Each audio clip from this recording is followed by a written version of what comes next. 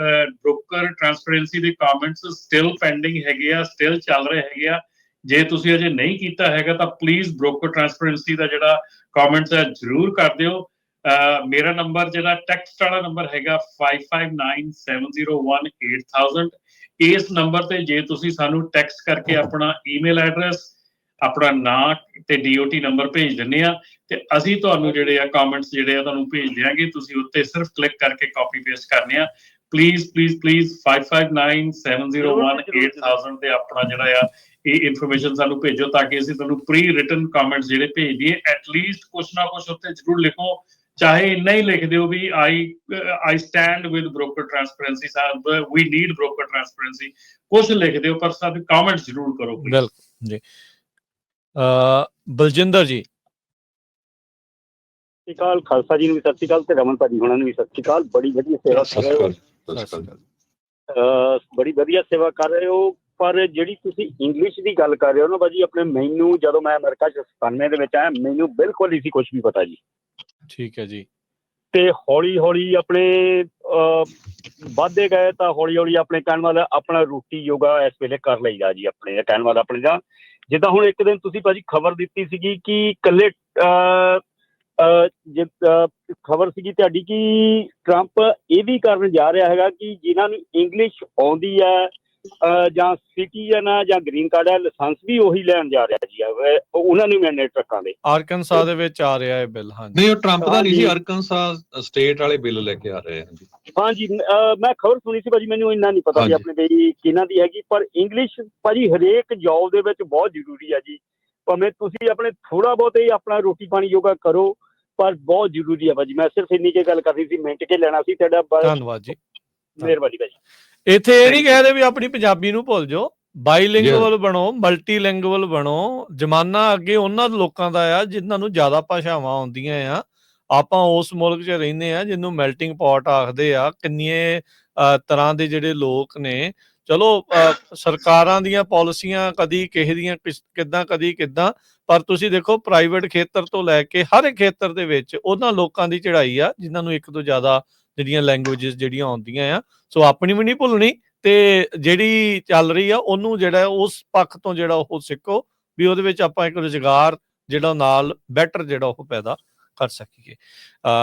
ਸਮਾਂ ਜਿਹੜਾ ਆਪਣਾ ਸਮਾਪਤੀ ਵੱਲ ਆ, ਇੱਕ ਅੱਧਾ ਕਾਲਰ ਲੈ ਕੇ ਤੇ ਫਿਰ ਆਪਾਂ ਕਰਦੇ ਹਾਂ ਜੀ ਸਮਾਪਤ। ਰੁਪਿੰਦਰ ਜੀ। ਹਾਂਜੀ, ਸਤਿ ਸ਼੍ਰੀ ਅਕਾਲ ਜੀ। ਸਤਿ ਸ਼੍ਰੀ ਅਕਾਲ ਭਾਜੀ ਸਾਰਿਆਂ ਨੂੰ। ਸਤਿ ਸ਼੍ਰੀ ਅਕਾਲ ਜੀ। ਸਤਿ ਸ਼੍ਰੀ ਅਕਾਲ ਭਾਜੀ। ਮੈਂ ਤਾਂ ਇੱਕ ਚੀਜ਼ ਇਹ ਪੁੱਛਣਾ ਚਾਹੁੰਦਾ ਵੀ ਜਦ ਤੁਸੀਂ ਮੁਲਕ ਦੂਜੇ ਘਰੇ ਆ ਜਾਂਦੇ ਹੋ ਹਨਾ, ਚਲੇ ਫਿਰ ਆਪਾਂ ਇਹ ਤਾਂ ਫਿਰ ਮੁਲਕ ਦੀ ਗੱਲ ਕਰਦੇ ਜਦ ਆਪਾਂ ਕਿਸੇ ਦੇ ਵੀ ਘਰੇ ਜਾਂਦੇ ਹਾਂ ਆਪਾਂ ਉਹਦੇ ਹਿਸਾਬ ਨਾਲ ਰਹਿਣਾ ਪੈਂਦਾ, ਨਾ ਕਿ ਆਪਾਂ ਆਪਣੇ ਹਿਸਾਬ ਨਾਲ ਉੱਥੇ ਰਹਿੰਦੇ ਹਾਂ। ਮਤਲਬ ਵੀ ਜੇ ਆਪਾਂ ਦੂਜੇ ਹੁਣ ਅੰਗਰੇਜ਼ਾਂ ਦੇ ਮੁਲਕ 'ਚ ਆ ਗਏ, ਅਮਰੀਕਾ ਆ ਗਏ, ਕੈਨੇਡਾ ਆ ਗਏ, ਜਾਂ ਜਿੱਥੇ ਵੀ ਚਲੇ ਗਏ ਤੁਸੀਂ, ਵੀ ਤੁਹਾਡੀ ਜਿਹੜੀ ਉਹਨਾਂ ਦੀ ਲੈਂਗੁਏਜ ਤੁਹਾਨੂੰ ਉਹ ਬੋਲਣੀ ਪੈਣੀ ਹੈ ਕਿ ਤੁਸੀਂ ਆਪਣੀ ਮਾਰੀ ਜਾਓਗੇ। ਜੇ ਤੁਸੀਂ ਆਪਣੀ ਮਾਰੋਗੇ ਤਾਂ ਤੁਹਾਡੀ ਕਿਸੇ ਨੇ ਸਮਝਣੀ ਨਹੀਂ ਹੈ। ਤੁਹਾਨੂੰ ਉਹਦੇ ਅਕੋਰਡਿੰਗਲੀ ਚੱਲਣਾ ਪੈਣਾ, ਉਹਨਾਂ ਦੇ ਰੂਲਸ ਐਂਡ ਰੈਗੂਲੇਸ਼ਨਸ ਨੂੰ ਫੋਲੋ ਕਰਨਾ ਪੈਣਾ। ਸੋ ਆਈ ਥਿੰਕ ਇਹ ਜ਼ਰੂਰੀ ਹੈ, ਸਾਨੂੰ ਇੰਗਲਿਸ਼ ਸਿੱਖਣੀ ਆਉਣੀ ਚਾਹੀਦੀ ਹੈ ਅਤੇ ਕਰਨੀ ਵੀ ਚਾਹੀਦੀ ਆ। ਕੀ ਪਤਾ ਕੱਲ੍ਹ ਨੂੰ ਆਪਾਂ ਤਾਂ ਹਰ ਵਕਤ ਸੜਕਾਂ 'ਤੇ ਫਿਰਨਾ ਜੀ, ਹਰ ਵਕਤ ਮੌਤ ਦੇ ਸਾਹਮਣੇ ਫਿਰਦੇ ਰਹਿੰਦੇ ਆਪਾਂ ਨੂੰ ਨਹੀਂ ਪਤਾ ਅਗਲੇ ਪਲ ਕੀ ਹੋ ਜਾਣਾ। ਆਪਾਂ ਸਹੀ ਚੱਲ ਰਿਹਾ, ਦੂਜੇ ਦਾ ਨਹੀਂ ਪਤਾ ਉਹਨੇ ਕੀ ਕਰ ਦੇਣਾ। ਤਾਂ ਤੁਸੀਂ ਆਪਣੇ ਆਪ ਨੂੰ ਦੱਸੋਗੇ ਕਿਵੇਂ, ਕਿਸੇ ਨੂੰ ਫੇਸ ਕਿੱਦਾਂ ਕਰੋਗੇ, ਆਪਣੀ ਪ੍ਰੋਬਲਮ ਕਿਵੇਂ ਤੁਸੀਂ ਦੱਸੋਗੇ ਕਿਸੇ ਨੂੰ। ਇਹਦਾ ਕੁਐਸਚਨ ਹੋਣਾ ਹੀ ਨਹੀਂ ਚਾਹੀਦਾ ਜੀ ਇੰਗਲਿਸ਼ ਆਉਣੀ ਚਾਹੀਦੀ ਹੈ ਕਿ ਨਹੀਂ, ਇਹ ਤਾਂ ਕੰਪਲਸਰੀ ਆ। ਜੇ ਨਾ ਹੁੰਦਾ ਤਾਂ ਤੁਸੀਂ CDL ਦਾ ਲਾਇਸੈਂਸ ਇੰਗਲਿਸ਼ 'ਚ ਕਿਉਂ ਦਿੰਦੇ, ਉਹ ਵੀ ਪੰਜਾਬੀ 'ਚ ਦੇ ਲੈਂਦੇ। ਠੀਕ ਹੈ ਨਾ ਜੀ। ਜੀ ਹੈਲੋ, ਥੈਂਕ ਯੂ। ਹਾਂਜੀ ਹਾਂਜੀ, ਬਿਲਕੁਲ ਜੀ ਬਿਲਕੁਲ। ਇਹ ਤਾਂ ਬਿਲਕੁਲ ਸੱਚੀ ਗੱਲ ਹੈਗੀ ਆ ਕਿ ਜਿਹੜੀ ਦੇਸ਼ ਜਾਈਏ, ਜਿੱਥੋਂ ਵੀ ਜਾਈਏ, ਆਪਣੀ ਨਹੀਂ ਭੁੱਲਣੀ ਲੇਕਿਨ ਉਹ ਵੀ ਨਾਲ ਲਰਨ ਕਰਨੀ ਚਾਹੀਦੀ ਆ, ਉਹ ਵੀ ਸਿੱਖਣੀ ਚਾਹੀਦੀ ਆ, ਜ਼ਰੂਰੀ ਆ। ਕਿਉਂਕਿ ਆਪਣੀ ਗੱਲ ਸਮਝਾਉਣੀ, ਆਪਣਾ ਮੁੱਦਾ, ਆਪਣਾ ਪੱਖ ਰੱਖਣਾ ਤਾਂ ਹੀ ਰੱਖ ਸਕਦੇ ਜੇ ਸਾਨੂੰ ਉਹਨਾਂ ਦੀ ਭਾਸ਼ਾ ਆਉਂਦੀ ਹੈ।